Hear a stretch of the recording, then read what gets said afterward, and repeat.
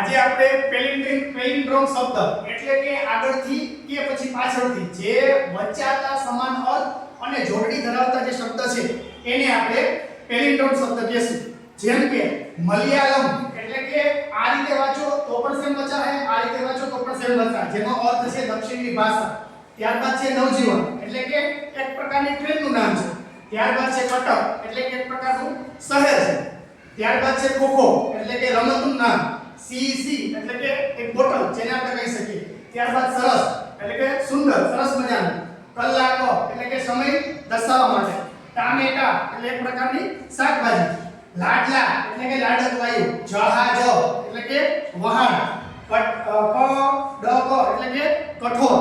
તો આવી રીતે સમાન શબ્દ, બરાબર, જે રીતે કીધું સમાન અર્થ અને જોડણી સેમ હોય એવા શબ્દોની આજે આપણે ચર્ચા કરશું. એવા શબ્દોનું આપણે આજે નિરૂપણ કરશું. Okay yes madam. પહેલો પ્રતિષ્ઠાને હાનિ. કલમ પ્રતિષ્ઠાને હાનિ. વેરી ગુડ, સરસ.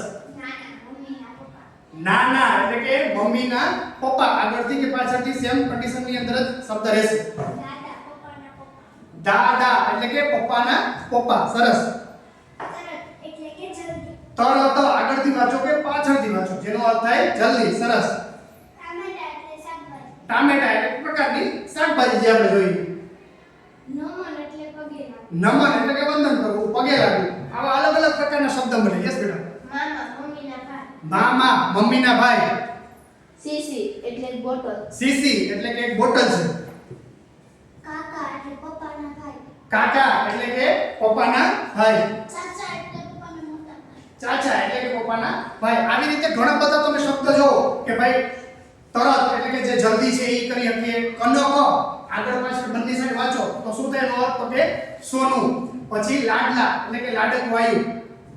ભાભા એવો શબ્દ પણ છે જેને આપણે શું કહીએ? વૃદ્ધ.